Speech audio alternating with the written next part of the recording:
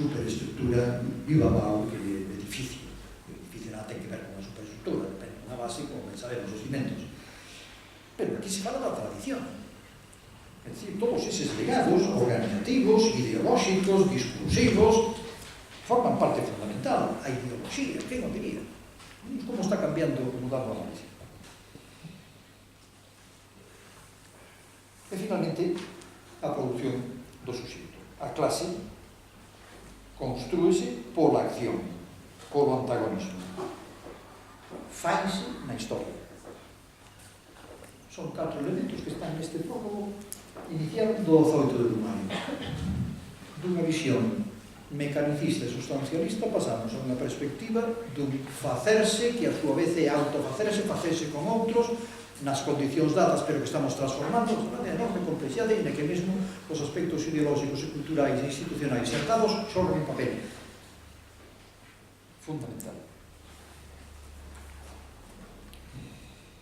Conda isto, pois ben, a decepción. Resulta que o esquema do manifesto comunista, todos estes novos libros, a volta de clases en Francia, o 18 de Brumario, a guerra civil en Francia, recorre fracaso tras fracaso. Fracaso primeiro de que a burguesía faga o que tiña que facer, que era a súa revolución burguesa. Resulta que non. A burguesía colabora con quen teña que colaborar e, por lo tanto, iso de que a obriga da burguesía é facer unha revolución burguesa non é sostenible. En segundo lugar, o proletariado non enxerga a súa propia revolución proletaria e comunista.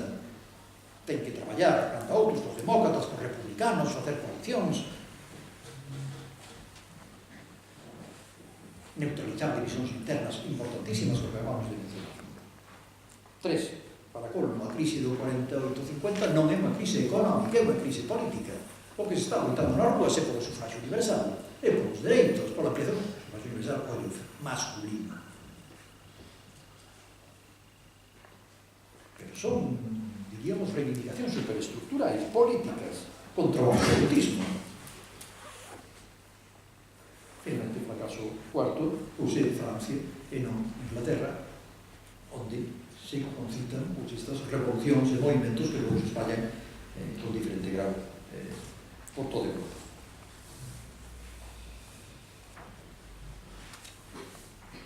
Por tanto, o que estamos é mudando radicalmente de análise. As clases se construen, a revolución é constitutiva desas clases, pero iso non implica que vaya a dar un salto de época, sino que é algo progresivo, con derrotas e victorias, en este caso, máis ben derrotas.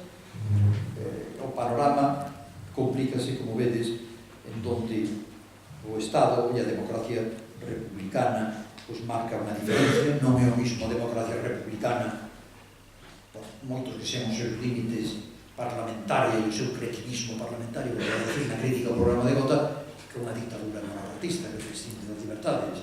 A capacidade de organización do movimento obreiro é ben distinta. A loita de clases implica unha movilización política. A organización é decisiva, pero non vendada de antemano. Non é a constitución de clase unha organización en un partido único. O que hai que resolver é unha constelación de actores e coordinarse buscando liderado, estrategias. Cambien algúns actores, o campesiñado, o grande problema, o misterio de Marx, non é unha clase. E por que non é unha clase?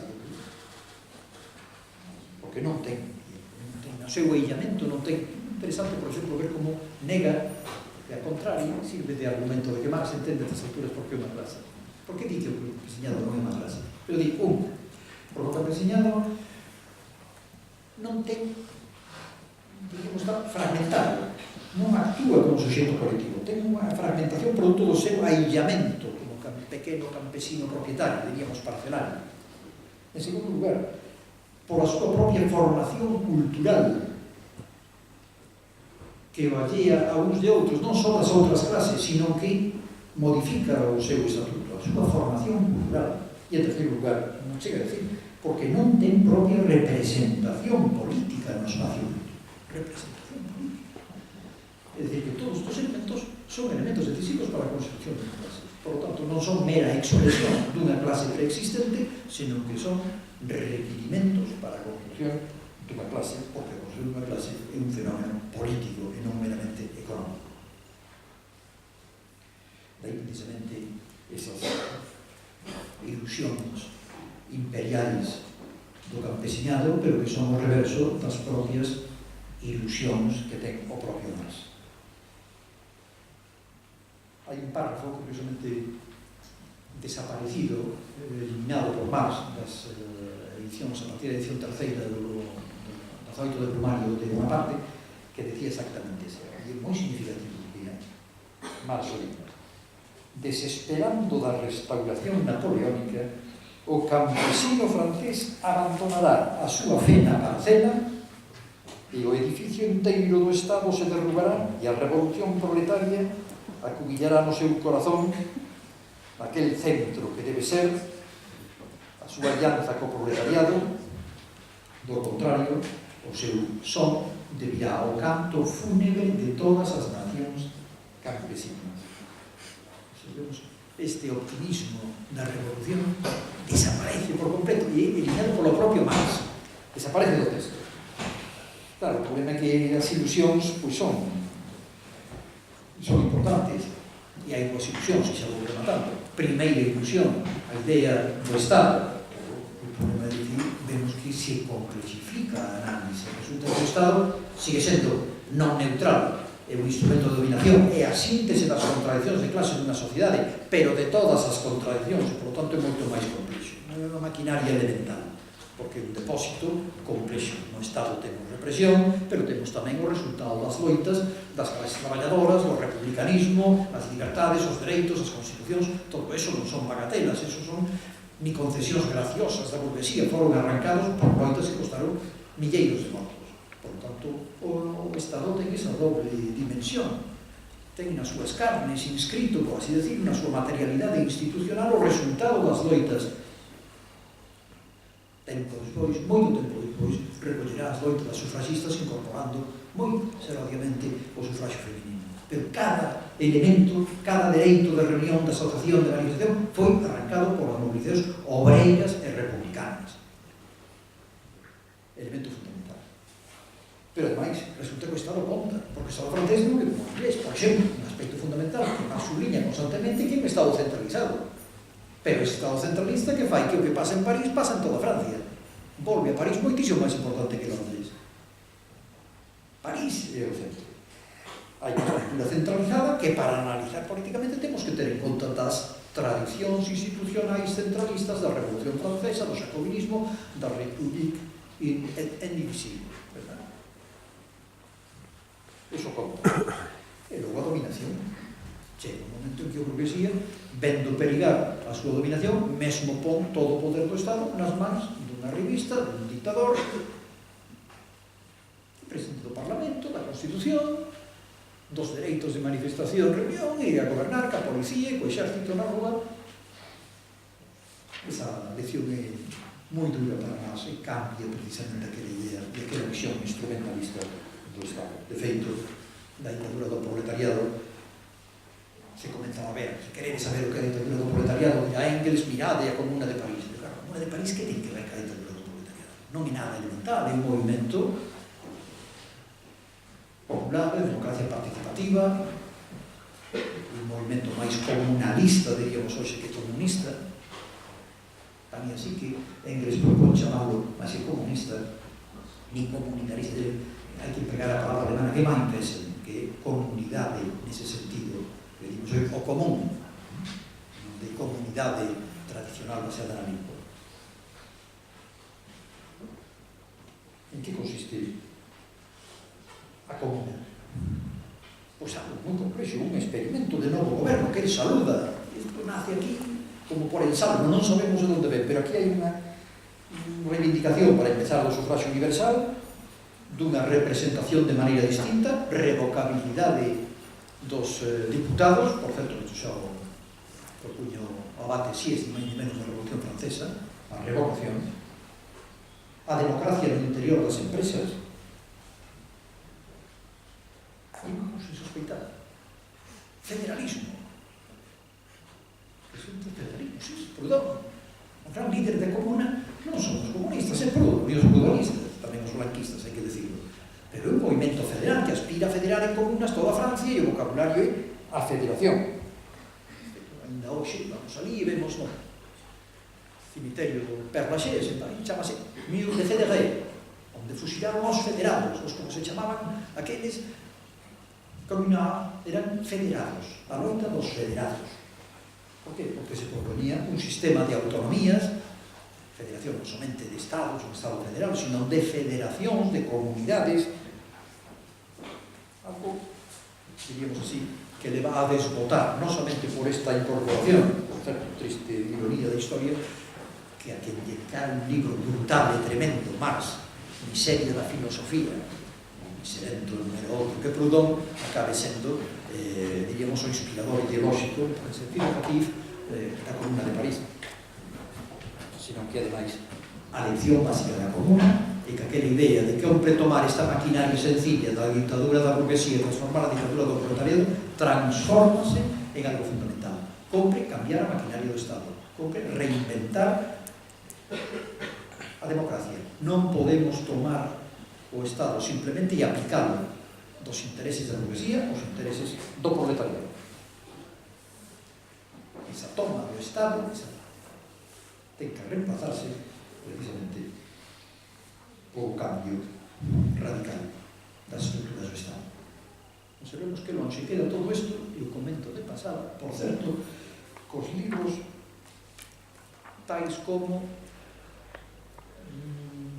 El Estado e a Revolución, a Lenin, as leccións da Comuna, Trotsky.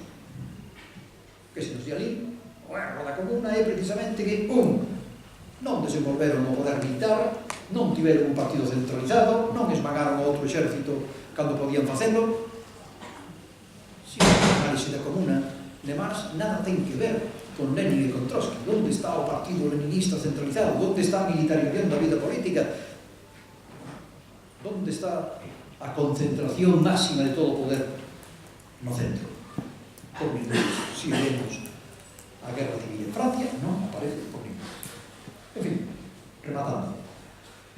Mesmo aspectos antes denigrados como o mito, obsérvase como actúan. Os mitos, a dimensión simbólica, xoga un papel permanente. Marx lee permanentemente os acontecimentos de Francia sobre o mito da Revolución, decía da Revolución Francesa, das Revolucións Francesas, 1789 e 1830, a Gran Revolución Democrática de París, de Longar, no caso a Liberté, l'idea de Pedro, o mito de Marianne, na República, ese famoso caso.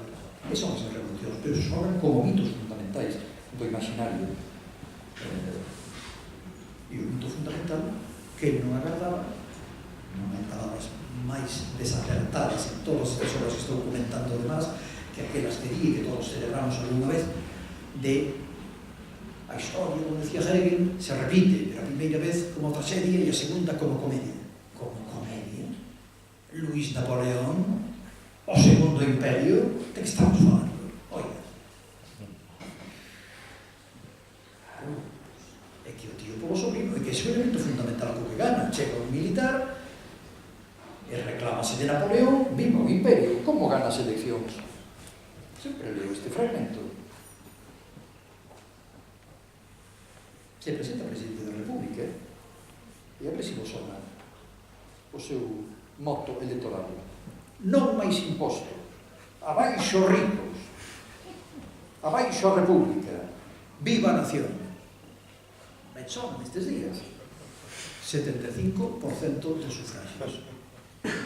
Traballadores, campesinados, non só a burguesía financiera, non, 75% do sufragio, que é o gran estreno, por certo, de Francia co sufragio universal. Eleccións de 1848. Pero como na Constitución ponía aquelo de que había que dar o xiro para democratizar e o presidente podía estar uns anos, pois en 1852. Entón se dá un golpe de Estado e un plebiscito que o gana arrasando de novo. E que son os eixes da súa política e os proclamas o seu discurso. Nación francesa, recuperar a grande Napoleón, la gran armée, centralización francesa. 2, religión católica. E 3, tradición.